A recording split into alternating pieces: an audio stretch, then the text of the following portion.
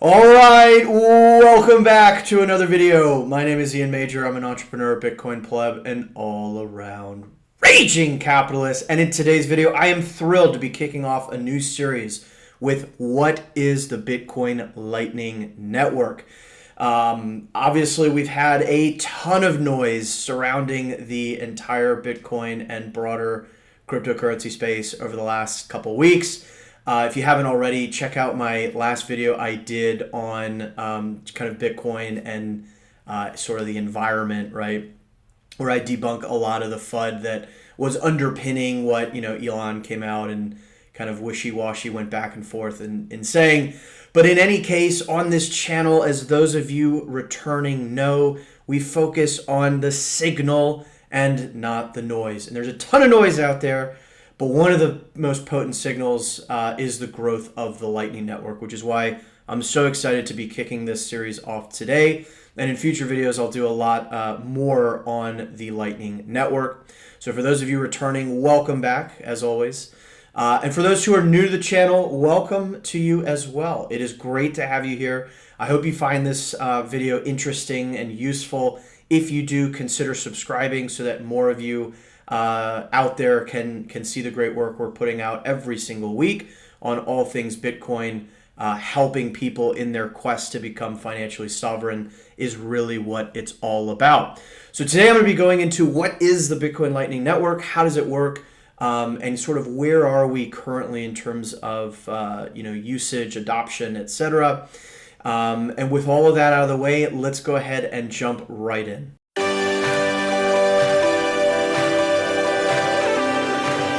So let's start with a bit of the history of the Lightning Network. This was proposed all the way back in 2015 by Joseph Poon and Thaddeus Drya in the Bitcoin Lightning Network white paper, which has since been revised and updated. I'm going to provide links to kind of all the materials that I reference here in the description down below, so feel free to check it out. And since then, a lot of the development and current ongoing development is being led by Blockstream, as well as Lightning Labs, and Async. These are kind of the main three, of course, with a lot of input and contribution from the broader Bitcoin community. And the sort of problem that the Lightning Network is seeking to solve, and keep in mind, it's not a problem per se, but rather the sort of logical next extension of Bitcoin, is scalability. So a lot of people will, look at the kind of layer one Bitcoin blockchain and say, it's anywhere between 2 to 7-ish transactions per second. That's awfully slow, right? That's not a lot of throughput. Bitcoin will never scale. And indeed, a lot of the block wars that you will likely hear, or you may be very familiar with from back in 2017, was about this exact topic. You had one camp of Bitcoiners that say, look, we need bigger block sizes, right? So that we can push more throughput through the network. Whereas others said, no, we don't want that because that can harm the decentralized nature of the network. If I'm trying to push more and more throughput through these bigger block sizes, that requires more sophisticated, heavier duty equipment and hardware, which the average person perhaps couldn't run, right? They couldn't run their kind of own full node. And so you had, the forks, including Bitcoin Cash. We've seen what's happened with that. And so, Bitcoin really has stayed true to its roots of, look, we're not going to increase the block size precisely because we want the base layer to be slow. Slow essentially here means secure, right? These are trade-offs. We want the most security possible, the most decentralization possible in the base sort of currency layer. And so that's kind of been the history. What Lightning Network now proposes is, as you can see here, a kind of layer 2 solution that's built on top of the layer 1 Bitcoin blockchain. The key concept for how this works is that users generate bidirectional payment channels. And so think of this very similar as, maybe I send $100 to my Venmo account, and then I use that $100 to kind of, pay a friend $20 for dinner. That friend pays me back $10 for something else. and you have all these kind of little micro transactions that can occur within this sort of payment channel. That's the idea at a very high level. And so in the next section, I'm going to get into the more mechanics on kind of how this actually works and why this is so exciting.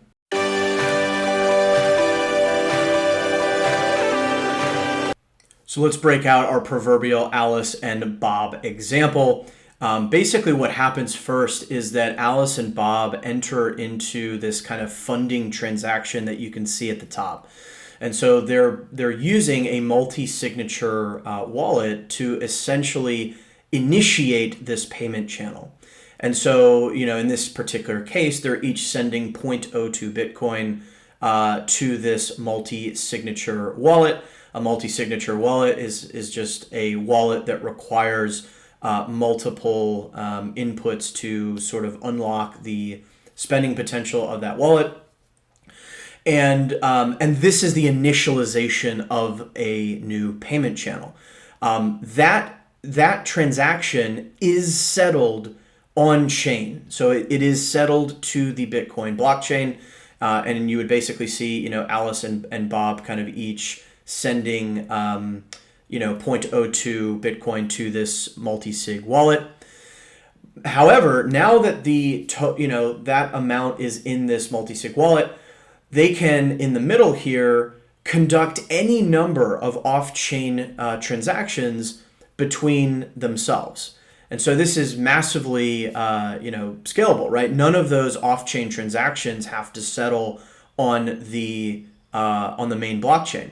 And so, the fees are essentially non-existent for any such transactions, and they happen just about instantaneously. So now, if Bob's running a coffee shop, Alice can go and buy a coffee with Bitcoin in a very kind of easy way. Once, let's say that they've transacted and they, for whatever reason, want to close out the channel. Either one of them can sort of say, hey, I'm done. I want to close this channel out. And then there would be a settlement transaction against the Bitcoin blockchain. So to recap, step one, you have an on-chain funding transaction where the participants contribute Bitcoin to a multi-signature wallet.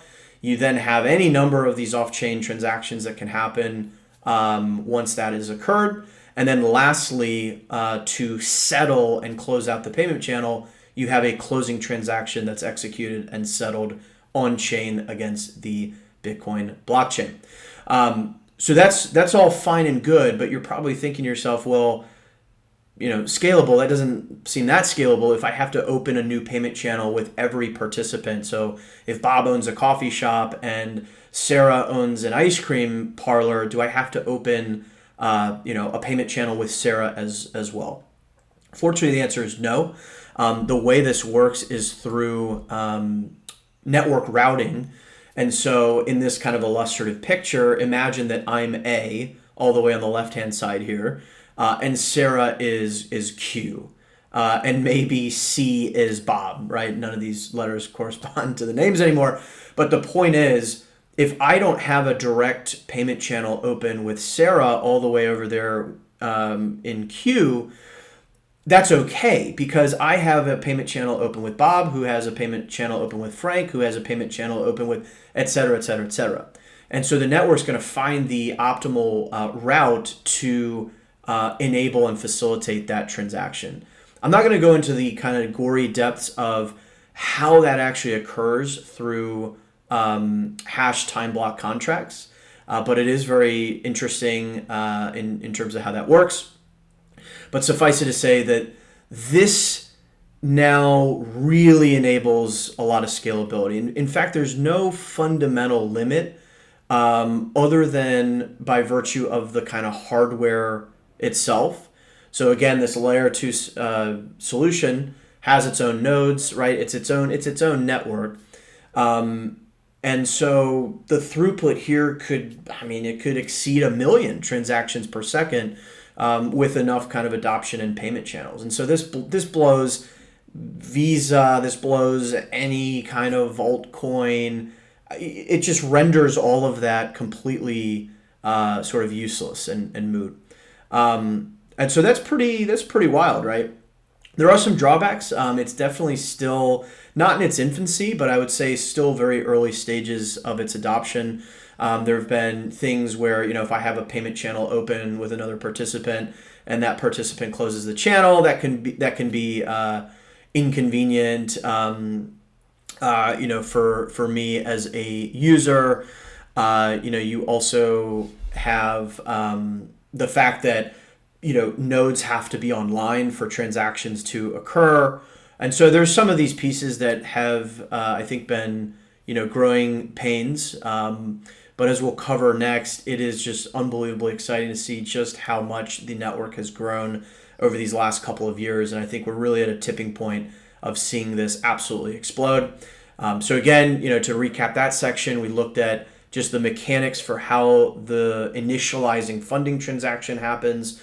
And then any number of these off-chain transactions can occur propagated through the Lightning Network. You don't have to have, this payment channel open with kind of every participant you would ever want to exchange Bitcoin with.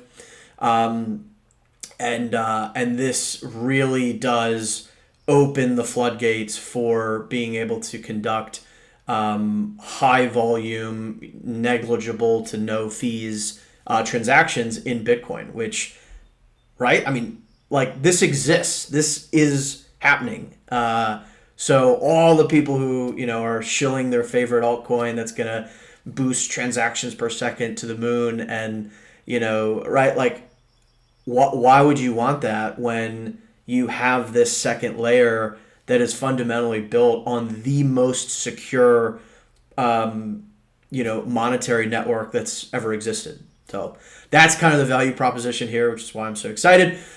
Let's get into the kind of where things stand. How would you even get started in engaging with the Lightning Network? And we'll cover all those topics next.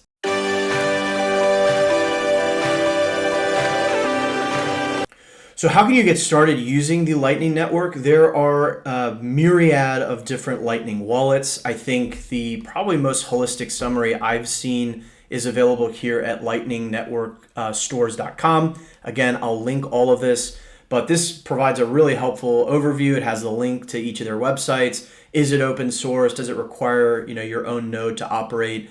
Is it custodial or not? So this is important. Keep in mind in general, right? Like, the Lightning Network is going to be for small transactions. Any kind of meaningful sum of Bitcoin should absolutely 100% still be kind of settled on chain. So just keep that in mind as you're kind of potentially exploring this space. But you have a whole kind of slew of options. My couple of favorites, and I'm going to do a video in the future for each of these, include Blue Wallet, which is a great option. Wallet of Satoshi. Strike absolutely deserves a shout out. We're going to see another shout out around Strike here later in the video. Moon is another really, really impressive solution. That's come out recently. And Breeze. So, these are five of my favorites. Again, I'm going to do in-depth kind of videos and tutorials on each of these and hopefully more in future videos. So be sure, if you haven't subscribed yet, to do so, because you won't want to miss. This is one of the fastest moving spaces in the whole Bitcoin ecosystem. So it is really, really cool. And let's say, you go and do all of that and, you've got your wallet set up. What can you actually do with your Bitcoin and your sats in the Lightning Network? Well, you can do a whole lot. Again, lightningnetworkstores.com has kind of a running list of many of the different ways in which you can spend your sats. I mean, there's all sorts of stuff in here. Voice over IP phone systems, Lightning Poker. You've got games. You've got all sorts of different kind of platforms and businesses that are now accepting Bitcoin through the Lightning Network. You've got Bitrafil, where you can buy gift cards. The very popular Fold app. enables Lightning payments. You've got the Moon browser extension. You've got, Lightning Network kind of fully compatible with Telegram. You've got Sphinx Chat, which is a chat system that works based off the Lightning Network.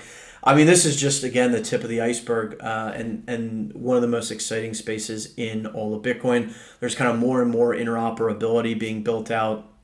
And so this is only the beginning. I think that one way to really crystallize that is looking at this kind of before picture of the Lightning Network. So this was from 3 years ago, right? You can see there's not a whole lot of nodes, not a whole lot of kind of network density. And fast forward to essentially today, and you can see that it's just completely remarkable how much it's changed. And even then, there's still a lot of kind of blank space on the map. So this is exponentially growing. We're going to see this absolutely explode in the coming kind of months and years, and really the sky's the limit in terms of what the Lightning Network can do. With all of that, let's go ahead and now close the video out with our overall conclusion.